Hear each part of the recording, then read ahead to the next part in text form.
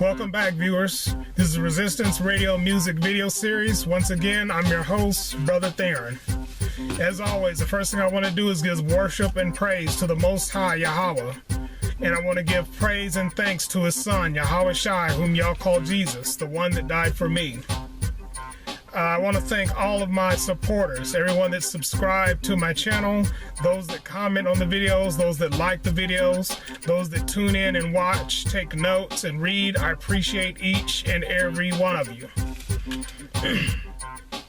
Today's topic is going to be, most women are stupid when it comes to men.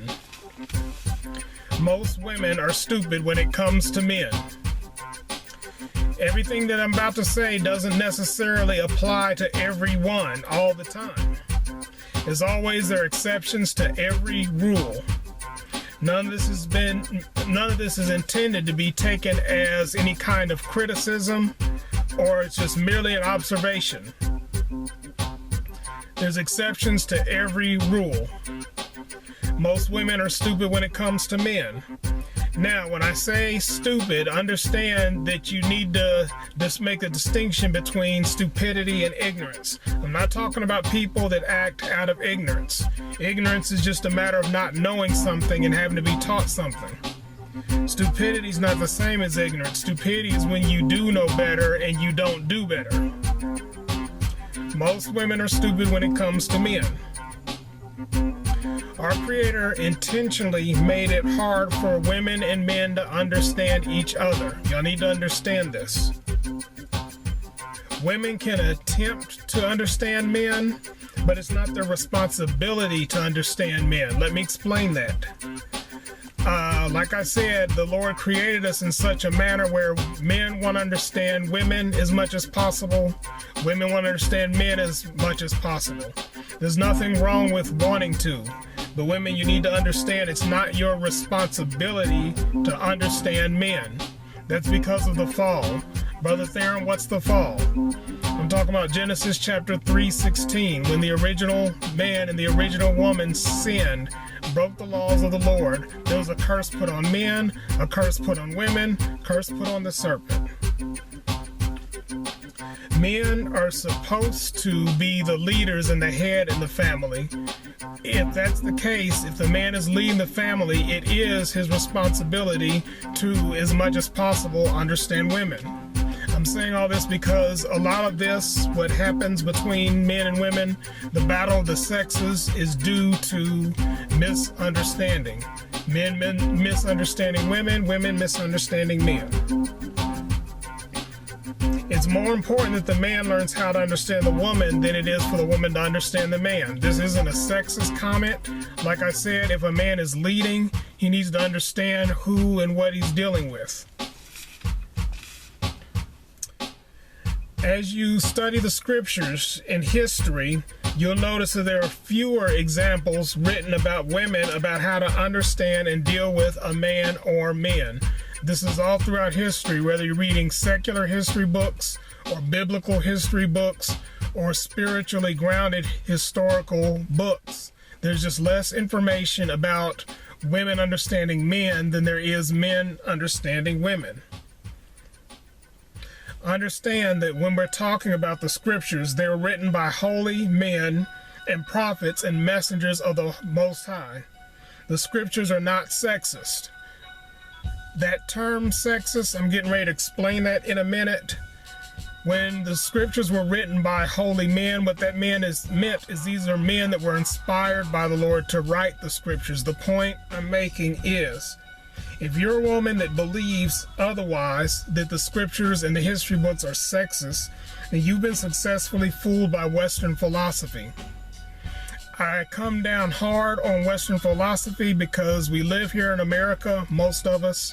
Those of us that do live in America have been taught a very skewed, incorrect, inaccurate, incomplete version of history and inaccurate and incomplete and skewed version of the scriptures.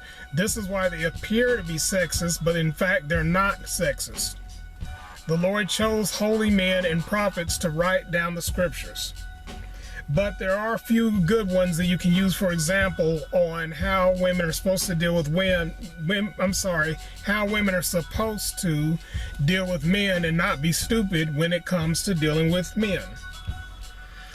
Some of the examples are Rebecca. That's in Genesis chapter 27, verses 1 through 46. That's an entire chapter. Read that entire chapter on how Rebecca dealt with the men in her life.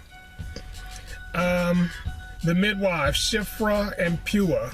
That's in Exodus chapter 1, verses 15 through 21, on how women handled some instructions that they were given.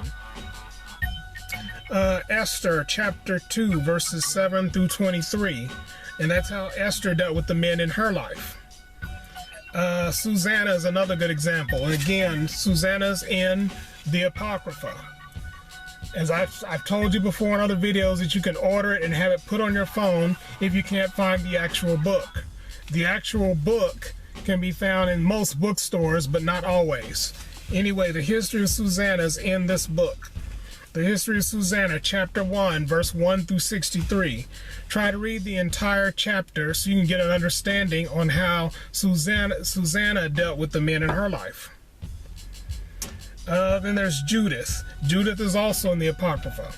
Read Judith chapter 10, verses 1 through 16.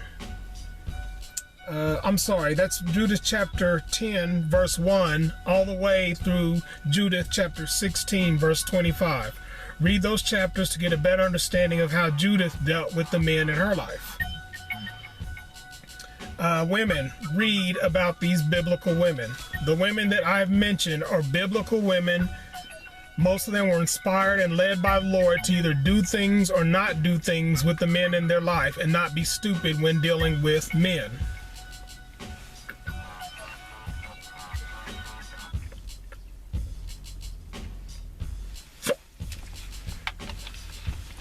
Simple water today with the ice block. I think I explained in the last video how to put an ice block in your water so it'll stay cold. Okay, moving on. Most women are stupid when it comes to men because America has them believing in fairy tales. Brother Theron, what do you mean? America has most of our women, especially our dark-skinned women, believing in fairy tales. This includes Disney, DC, Marvel Comics, soap operas, romantic comedies, drama series, UPN, Nickelodeon, WB, Kids WB, Tyler Perry movies, the OWN Network, etc. R&B and pop music, false Christian doctrines. All this has been put in American culture, put into social media, put into our information systems to have us believe in fairy tales.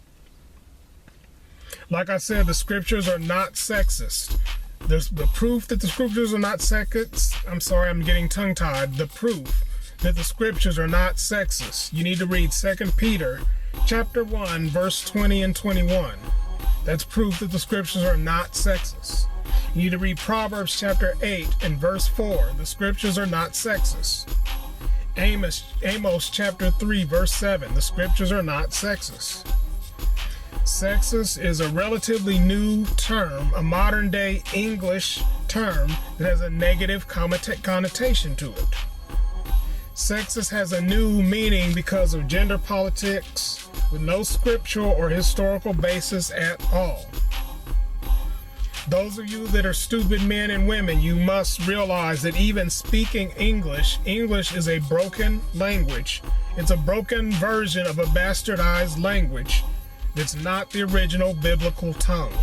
So what I'm saying is, even when you're reading a scripture, you're reading it in English, and the English translation doesn't necessarily accurately convey what was written in the scriptures. Same is true with history.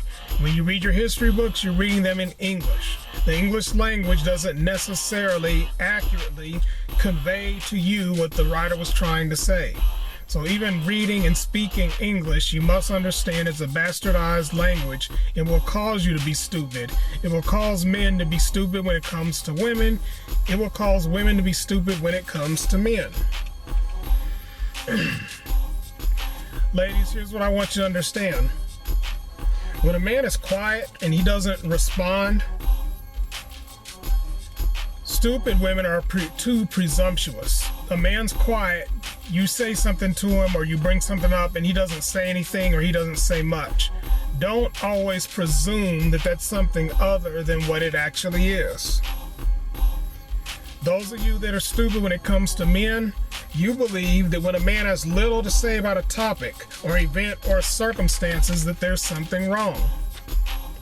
Sometimes this is the case, sometimes it's not always the case. Men choose to be quiet for a myriad of reasons. Ladies, I would suggest you get some paper and take this down. When men are quiet, there's several reasons why he's quiet. Don't always assume that there's a problem, but we're going to go through this.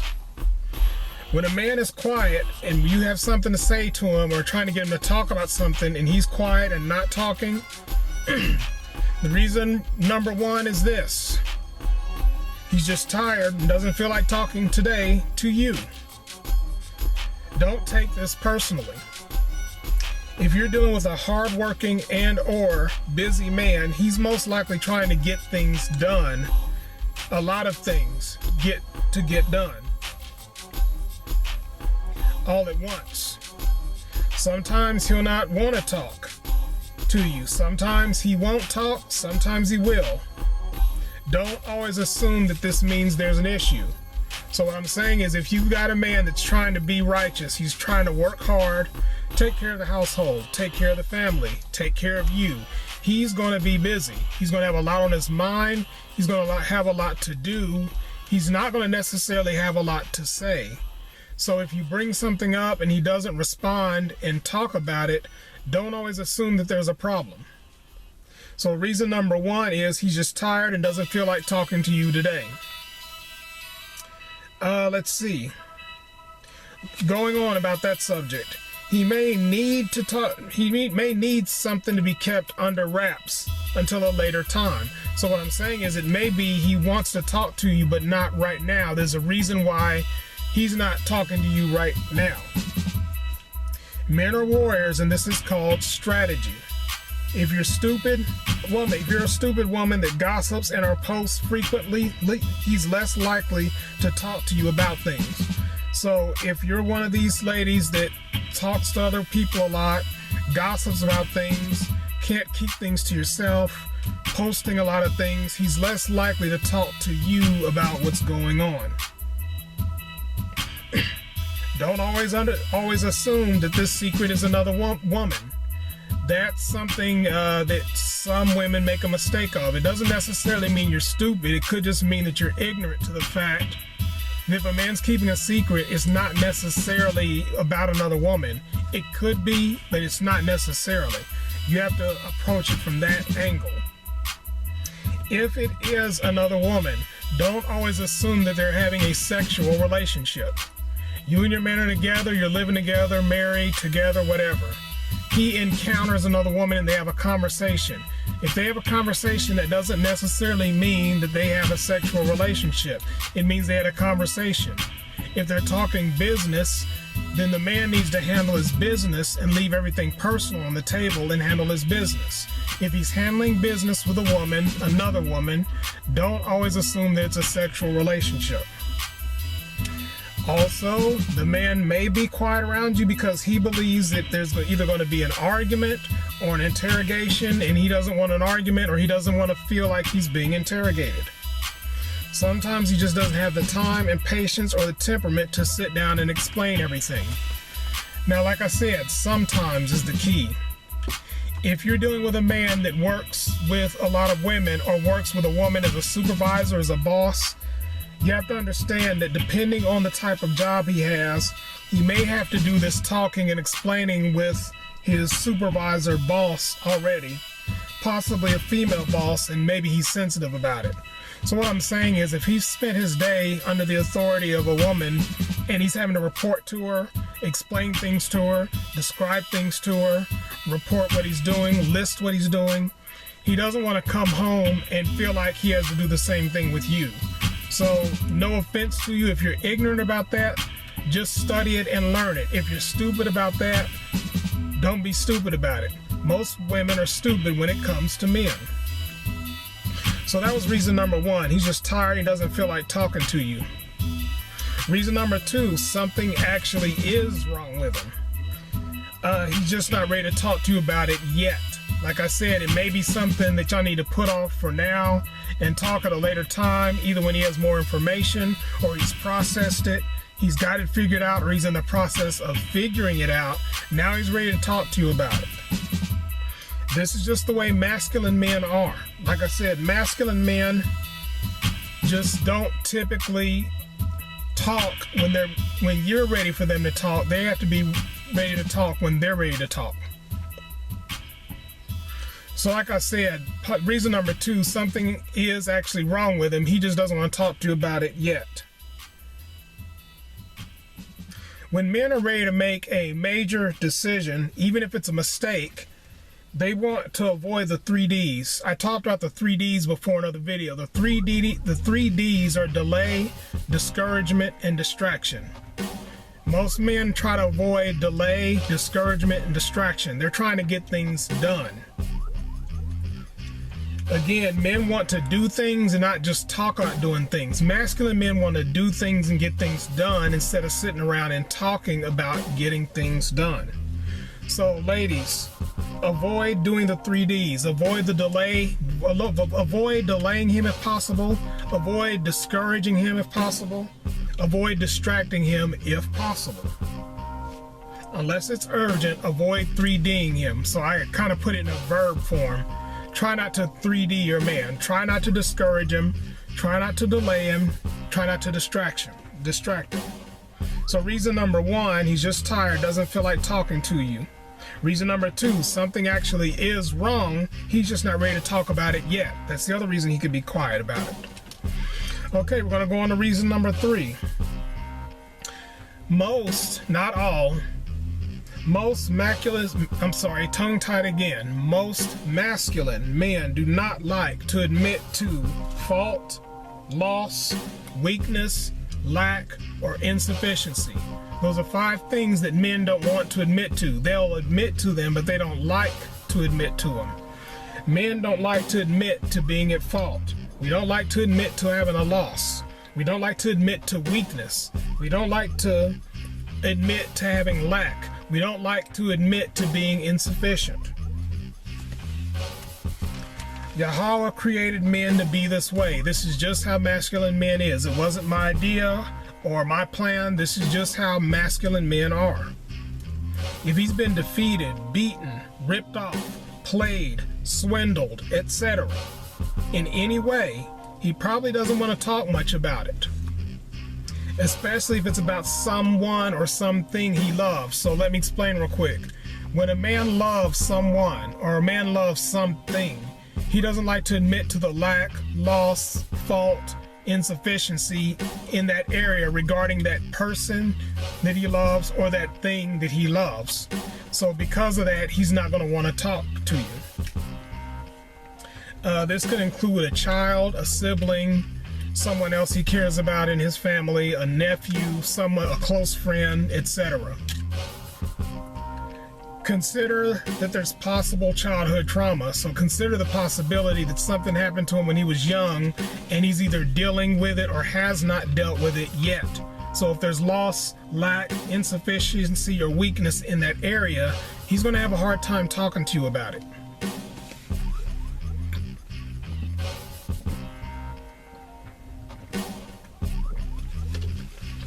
I'm going to try to drink this a little faster because since it's warm today, it's already starting to melt. You see the ice block floated to the top like I was telling you it would. Okay, so we went over the 3 reasons. Reason number 4, he's hiding something huge and he's afraid to tell you because it could be catastrophic to the relationship. This is a more serious problem, and this is one that you need to pay attention and not be stupid about. If he's hiding something huge and he's afraid to tell you, it's because he believes this is going to be catastrophic to the relationship and it could destroy the relationship. This is an area that some men are more cowardly about. When I say cowardly, I'm saying it in the context of they're not going to be ready to talk to you about it because they think if they do, the relationship's going to be over with. So they're not going to want to talk to you about it right away. All right, so moving on. We're still on reason number 4. To be fair to men, men are territorial about what's theirs. That's the man's animal nature. A man is territorial about what belongs to him or what he perceives as being belonging to him. Unfortunately, some of you stupid women will continue to go along with this and his accumulating lies, hiding what he's actually doing. Again, I'm talking about women that are stupid about it, not women that are ignorant about it. If you're unaware of something, you're just unaware. I'm not faulting you for being unaware. I'm faulting those that are aware and play dumb. That's what I'm saying. Now let me mention this disclaimer so y'all understand. This situation is acceptable when the children are involved. Some parents will play along in order to keep their family intact. It just depends. So what I'm saying is there's this huge issue between a husband and wife or parents. The man's not opening up and talking about it. This is causing a problem with the woman, which in turn is causing a problem for the man. What I'm saying is people that are in that situation but they have children at home, they're trying to keep the family together, trying to raise their children. A lot of times they'll play along with this game and accept it until later on when the kids have grown up, moved away, and both the husband and wife feel like they're in a position where they can move on. Or if not move on, they can finally deal with whatever this huge thing is. He may or may not snap once everything is exposed. So what I'm saying is when men finally get to the point where they're ready to tell you whatever this huge thing is, open up, really talk to you about what's really going on, he may get emotional, he may snap, he may not. It can go either way. Certain men, not all men, have foresight and are convinced that by telling the whole truth of a matter is more devastating than to continue to lie and hide things. Now, this isn't my personal point of view. This is just an observation of what I've observed with different men. Some men feel like, well, if I tell the whole truth and just put everything out there like I'm supposed to, it could destroy everything even worse than if I just continue to hide things. Again, it can go either way. I personally recommend honesty and transparency in any serious relationship. I would recommend any man that's serious about a woman, she's serious about him, be as transparent as possible. Different circumstances demand different strategies. I kind of talked about that in that video about the problems and the solution for the modern man. Men have to develop strategies because we are at war with our enemies here in the U.S. The idea that the woman needs to know about matters outside of her household, outside of her children, outside of her personal life, that's a relatively new Western concept. Again, you've been taught and educated in America. You've been taught to look at things from an American point of view, which is originally a European point of view. So it's not necessarily the role and the need of a woman to know about matters that are outside of the household, outside of her children, outside of her circle, outside of her personal life, outside of her personal space. So if a man is aware of those things, if it's not affecting those things that I listed, he's probably going to keep a secret for strategic matters' sake. Still, the husband has to be wise enough to determine which secrets and strategies need to be kept hidden and which ones need to be revealed. So it is important to be honest, it's important to be transparent, it's important to be open. It's not important, ladies, to know every aspect of everything that's going on with your man all the time. If it's not affecting your children, if it's not affecting your household, if it's not affecting your personal space, if it's not affecting your environment, you don't need to know. So if America's telling you need to know, again, that's a Western, modern-day concept. All right, I'm going to take a second to take this jacket off. Well, maybe I should turn the air on because I didn't realize I was going to get this warm. So we're going to turn on the air for a little while, and we're going to continue on.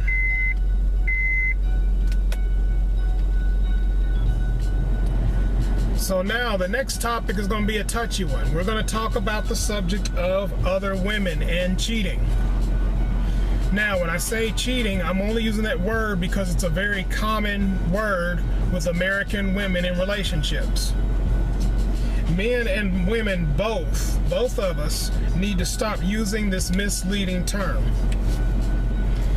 It would take me a whole video, probably 3 videos, to fully go over the subject of infidelity, the subject of cheating, the subject of adultery, the subject of whoremongering.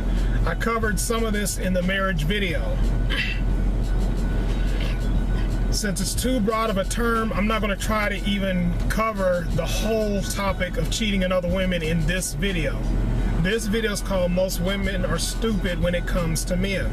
So I'm going to try to stay in that context. But both ignorant and wise and stupid women all ask the same question. Why are so many men unfaithful? Why can't men be satisfied with one woman?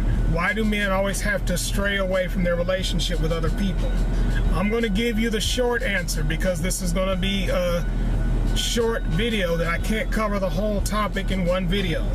The short answer is the Lord created them, I'm talking about men, to desire and pursue multiple women. I suggest you take this down. Ladies, this was not my idea. This wasn't something I created. I didn't sit down and come up with this idea. I came up with these notes, but I didn't come up with the concepts. The Lord created men to desire and pursue multiple women. That's reason number 1. Reason number 2, here in America, where most of y'all get your education, they aren't properly, I put properly in capital letters, properly educated and trained on how and when to manage self-control. Men are supposed to manage self-control. There's a time for a man to practice self-control. There's a time for him to not practice self-control. He was made this way, women. So the 2 reasons why some men are unfaithful are: 1, the Lord created them to desire and pursue multiple women. 2, here in America, where most of us get our education and our religious training and our indoctrination, we're not properly educated and trained on how and when to manage our self-control and use our sex drive. Side note, when a man has sexual energy, it's similar to wealth. Let me explain how. Wealth is something that you can attain and have. Sexual energy is something you already have. But both of them can be very powerful things, and they can both be used to do very great things or be used to do very terrible things. Here in America, we are taught and trained and indoctrinated to abuse our sexual energy. Here in America, we are taught and trained and indoctrinated to abuse our wealth, those of us that have wealth. Those of us that don't have wealth, we're taught how to abuse our money. The point I'm making is it all comes down to lack of education. If you properly teach a man how and when to use his sex drive, you properly teach a woman how and when to be a wife according to the scriptures, there wouldn't be so much cheating going on. Even atheists and other religions believe in the false doctrines and images of religion because of the Inquisition. I'm not going to go all the way into the Inquisition, but I'm going to mention it. You need to read, you need to do the research on the Inquisition and figure out how and why entire nations of people, entire generations of people have been indoctrinated with false doctrines. The doctrine that a man must be monogamous and be with one woman for the rest of his life is a false doctrine. I didn't say he can't be that. A man can choose to be monogamous and be with one woman for the rest of his life. There's nothing wrong with living that life. But the doctrine that he has to live that way, and that if he doesn't live that way, he's automatically committing a sin, that's a false doctrine. Once again, biblical polygyny is not sin. if you're doing it according to this. If you're doing it according to this, it's not sin. Anytime you're doing anything according to the law, it's not sin. Men and women both need to be taught how to conduct themselves in relationships according to the laws, rules, statutes, and commandments that were set out.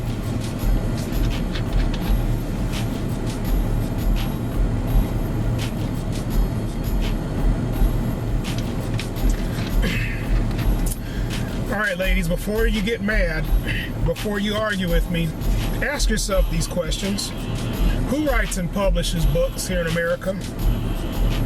Who gives us access to media, whether it's false information images or true information images? Who writes and executes the laws of the land that we have to follow? Who incorporates false doctrines into Christianity? Whose idea was that?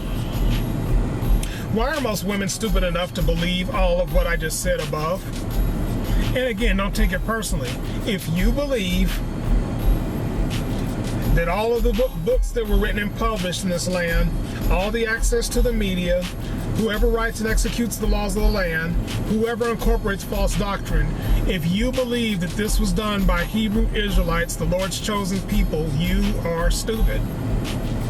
Most women are stupid when it comes to men, including wicked men.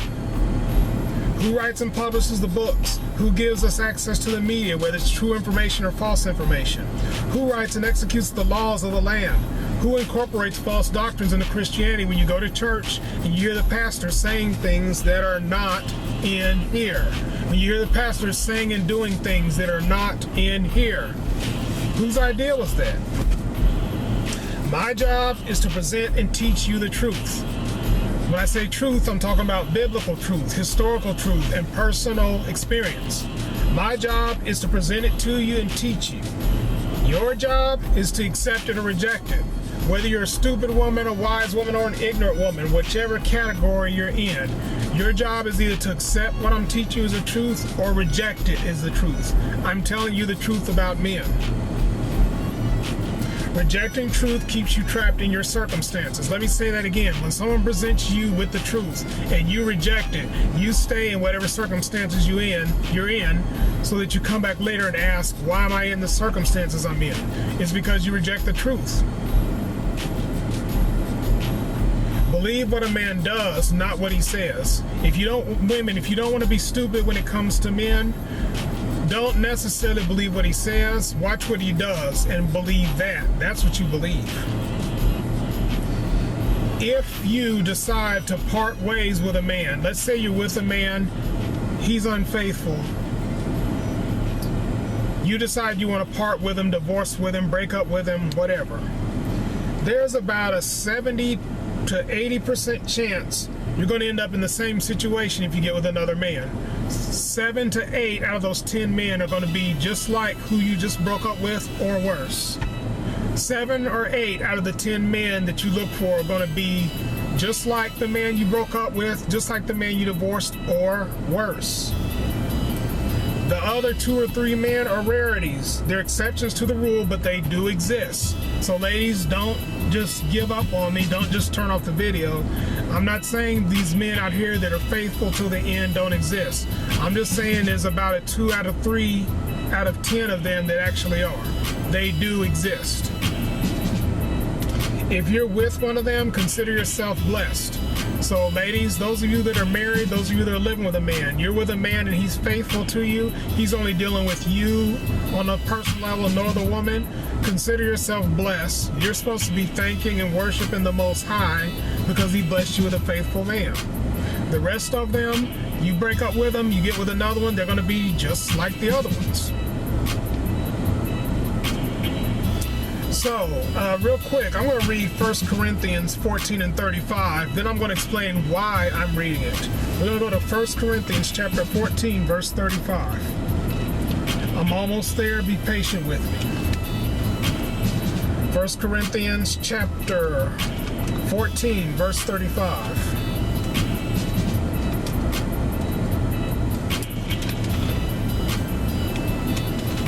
I'm almost there. Now this is talking about women that are in church or under the spiritual authority of a spiritual man. If they, that means women, will learn anything, let them ask their husbands at home. For it is a shame for women to speak in the church. Don't take this verse out of context. When they say it's a shame to speak in the church, that what they mean is it's a shame for you to speak out of context, or it's a shame for you to speak out of order. It's a shame for you to speak without the influence of the Holy Spirit. It's not telling you not to speak at all in the congregation. That's not what it's saying. Keep it in context. If you have questions about what the head said, what the priest said, what the spiritual leader said, what the elder said, you're supposed to go home to either your husband or your father and ask them. They're supposed to be spiritual enough, grounded enough, under the influence of the Holy Spirit enough to tell you the answer to your question. What they're saying is don't go in church or your congregation or your fellowship and speak out of context or speak out of turn or speak without the influence of the Holy Spirit. The reason why I'm saying that, those of you women that are reading this, listening to this, if you're at home with your father, you need to let your father be the spiritual head of your family. You need to let your father be your spiritual head until he gives you to your husband. Then your husband becomes your spiritual head. If you don't have a father or a husband, you need to find a Hebrew Israelite priest, leader, elder in your community that's reading these scriptures and can explain to you what you're hearing and give you an understanding of what you're hearing. Again, I'm going to refer to the marriage series. I broke down marriage in 3 different videos. Insight on Marriage is part 1, 2, and 3.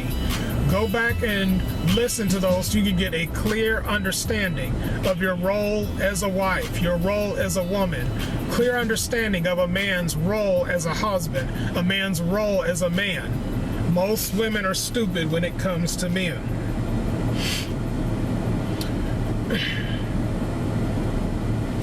All right, moving on.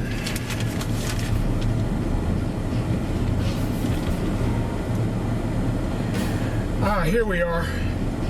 We're going to address the stupidity of trusting so-called men of the Lord.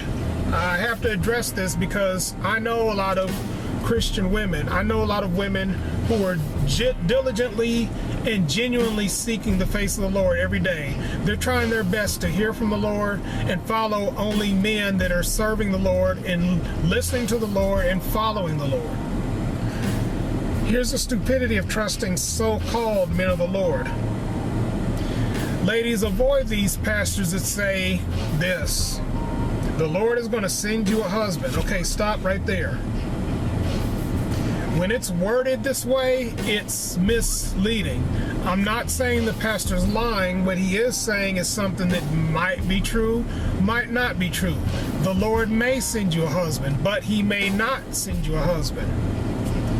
Some pastors teach and promote this, especially in predominantly black churches. If you go to any predominantly black church, it's filled mostly with women that are either single, divorced, or separated and have children.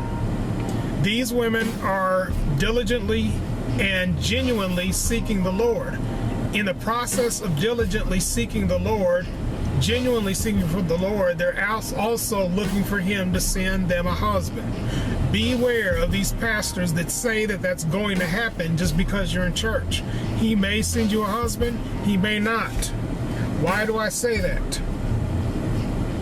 He may have already sent you a husband or more than one husband. Ladies, don't get offended. Look back over your life. Look at those men that came into your life that were different than the other ones. Look at those men that came into your life that didn't disrespect you, didn't dog you out, didn't embarrass you, didn't humiliate you, didn't abuse you. Those may have been the husband the Lord sent you. If you turned them away, if you turned them down, if you dogged them out, if you rejected them, the Lord may have already sent you a husband.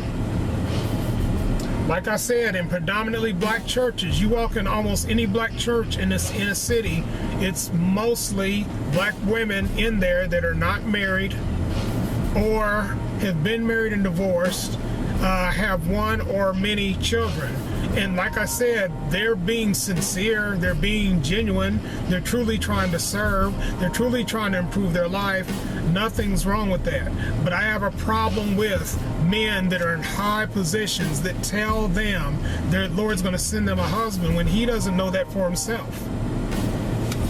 So beware of trusting in so-called men of the Lord. Now, I'm going to give you a few scriptures here that are going to tell you, or I'm going to give you a few scriptures that are going to warn you about trusting and dealing with other men. You need to write these down. Okay, as I was saying before the video skipped, this is a list of the scriptures that warn women about trusting so-called men of the Lord. You need to write these down.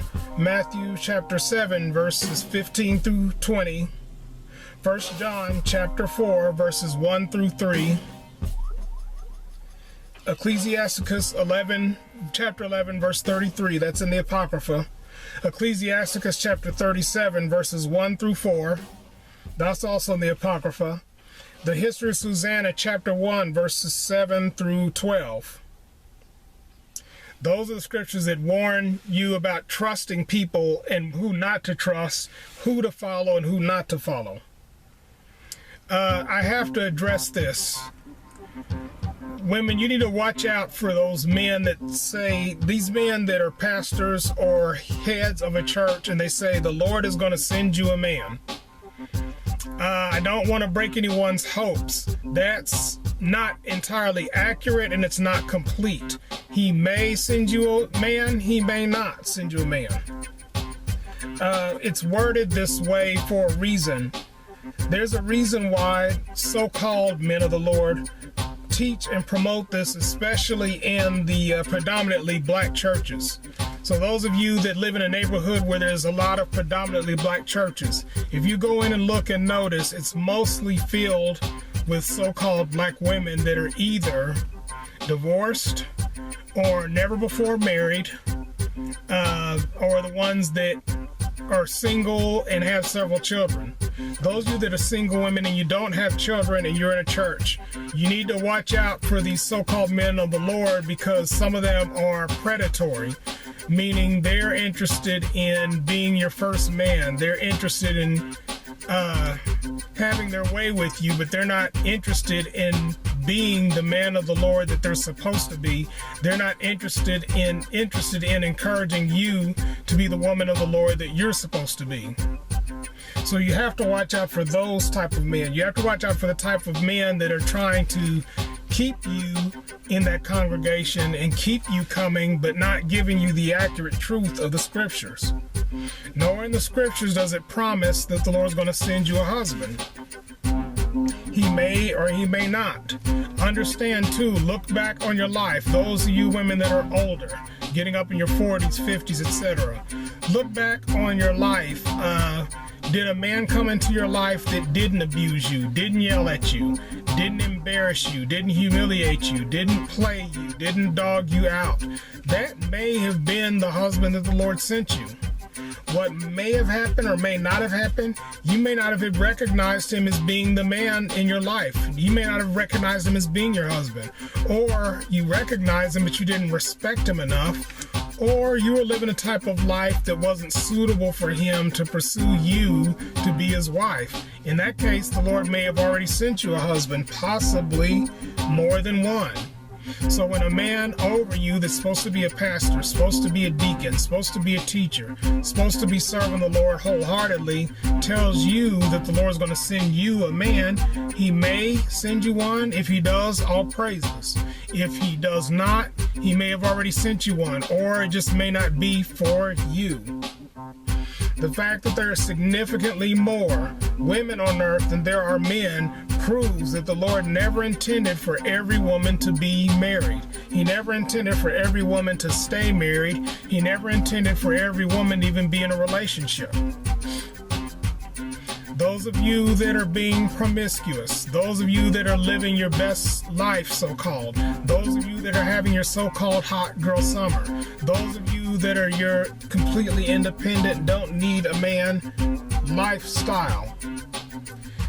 It's your choice to live that way, but that doesn't guarantee that later on, when you're finally ready to settle down, when you finally had enough of living that life, that you're going to find someone, get with someone, and be happy. As I've said in the other video, it's a roll of the dice. It can go either way. In the business world, okay, let's talk about women that are dealing with men in a business manner, the corporate world, the workforce, etc. And you're not necessarily in a relationship. You're not necessarily dating. You're not necessarily pursuing a relationship. There's still a manner that you should deal with men to be wise and to keep you out of bad situations. When you're dealing with men in the corporate world, the business world, moving up the ladder, so to speak, you have to be wise and observe what that man is doing and not doing, and try your best to do two things. One, stay in your lane. Two, allow him to stay in his lane. Most men in the corporate business world are working hard to move their way up, working hard to get that bonus, working hard to get that time off, working hard to get those days off, working hard to be something more than what he is. Your responsibility as a woman is just to stay out of the way. Your responsibility as a woman, whatever your function is on that job, whatever your role is in that business, wherever you're at in that corporate world, stay in that lane. I didn't say you can't move up. I'm just saying stay in that lane. When you're driving, you're moving forward, but you're staying in your lane until it's time to change lanes. If he's in the left lane, stay in the right lane. If he's in the right lane, stay in the left lane. This is the way for a woman to not be stupid when it comes to men in the business world.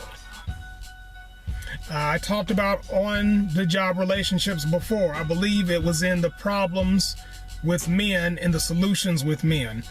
I never advise people to get in relationships on the job, but I am very aware it happens, especially women. If you're working like, say, a nurse, you're working 12 hours, you're spending more time on your job than you're at home. You're spending more time on the job than your children. You're spending more time on your job than you are around school. You're spending more time on the job than you are serving the Lord. What happens is you can be around a man, married, not married, whatever. It's more likely that a relationship's going to develop that's outside of the work relationship. I'm not even necessarily going to call it an affair. I'm just going to say something's going to develop.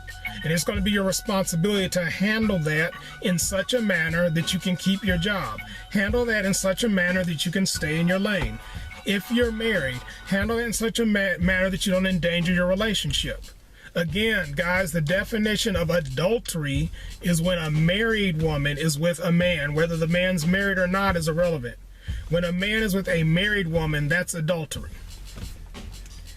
If you're not married and you're with a married man, that's not adultery. That can be whoremongering depending on the circumstances. That can be fornication depending on the circumstances. The point I'm making is, on the job, in the workforce, view the men for whatever they are, good or bad. View them for their role in the job, whether it's good or bad. Let them stay in their lane, you stay in your lane. Let them function in the capacity that they were hired to function in, and you function in the capacity that you are hired to function in. Don't try to be someone you're not. Don't try to be something you're not. If a man's doing something that you feel you should be doing, go to your supervisor. Don't interfere with what he's doing. Don't allow him to interfere with what you're doing. Don't be stupid when it comes to men. Now we're going to address ministry also. Let's say we're not talking about relationships. We're not talking about business, corporate world. We're talking about ministry. Again, ladies, if you're dealing with men in ministry, let them be in whatever role or capacity they're supposed to serve as ministers. Whatever they're doing in the church or fellowship, allow them to do it. Stay out of their way. Likewise, whatever you were brought into the ministry to do, whatever your function is, whatever your role is, whatever your responsibilities are, do that. Don't allow a man in ministry to interfere with that. Now, if he's a leader or head in the ministry, the appropriate thing for him to do, if you're also in the ministry, is to ask you to do something or ask if you can help do something. Don't feel obligated, ladies. If a man in ministry comes to you and asks you to do anything, if you're not able to do it, don't do it. If you need to pray about it, pray about it. If you're married, go directly to your husband first. If you live at home, go directly to your father first. If you live by yourself, you have to pray about it first, and you have to hear the voice of the Lord. Where's the voice of the Lord? Here and here. If you're not even reading this, you're probably not hearing the voice of the Lord. You're probably hearing your imagination. So, in ministry, in fellowships, in those types of organizations, stay in your lane. Fulfill your role in a manner that you're supposed to fulfill it in. Allow the man to do the same thing. Stay out of his way. Likewise, he should stay out of your way. Go to the scriptures. Go to your head, Yahweh Shai. The world calls him Jesus. I call him Yahweh Shai. What does he say about that situation? Don't be stupid when it comes to men. All right, I do want to let me summarize. Both sexes, again, can benefit from wisdom, discernment, knowledge, and understanding. Women, I encourage you to read your scriptures. I encourage you to read your history. I also encourage you to sit down and remember your experiences. If you have to, write your experiences down. Your experiences can help you learn in future events just as well. I recommend you read Psalms, Proverbs, Wisdom of Solomon, which is in the Apocrypha, Ecclesiasticus, which is in the Apocrypha. Read Matthew through John, because those are the Gospels. Those are the words of Yahweh Shai. Read them, understand. I've got to end this video. As always, if you like the video, please hit the like button. Please feel free to comment in the comment section. Please subscribe to my channel. I need your subscriptions so that I can continue to do these videos and be motivated to continue to do the videos. Please share this video with everyone. I hope you were blessed. I hope you were encouraged. I hope you didn't take any of this personally. This was not directed at any one person. This was not meant to humiliate or to confound anyone. Like, share, subscribe, comment. My contact information will be at the end of the video. I hope you were blessed, and we'll see you next time.